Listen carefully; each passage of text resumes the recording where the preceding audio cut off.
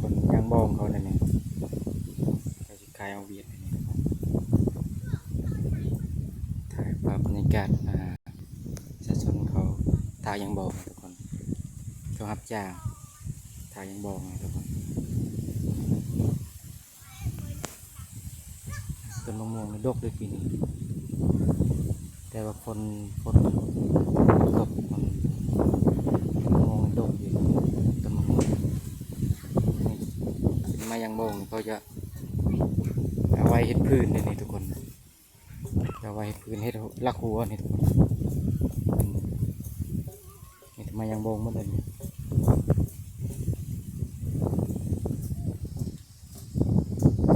เขากำลังตากยังทันแห้งนะ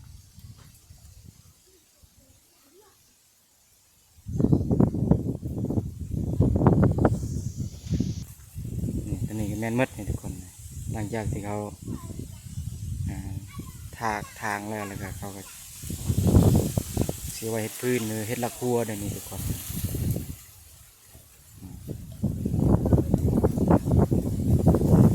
หลังจากเขาตากแห้งแล้วก็เขาสิยัดใส่กระสอบนี่แหละทุกคนแล้วก็ขายให้เวียดนี่แล้วก็เวียดมาเอาเลยทุกคนเห็นว่าอะไรตัดลงมาจากพูจะเริ่มยีรังพูเลยทุกคน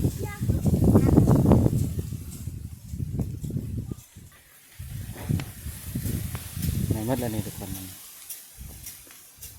กระสอบยางโบ้งเลยนี่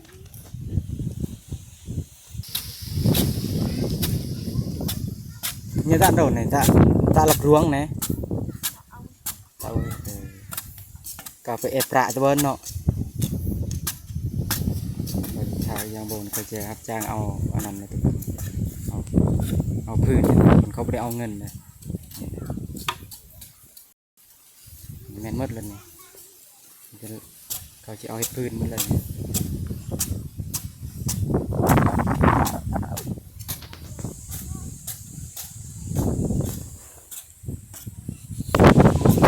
แห้งแล้วนี่มันกำลังจะแห้ง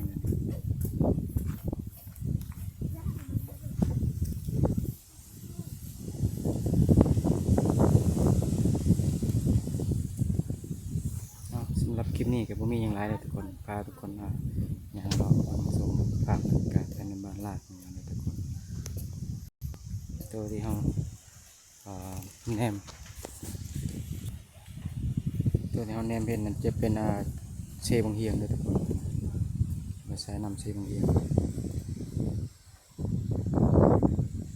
บรรยากาศในตอนเที่ยงทุกคนสำหรับคลิปนี้กับผมมีอย่างไรนะวันนี้ก็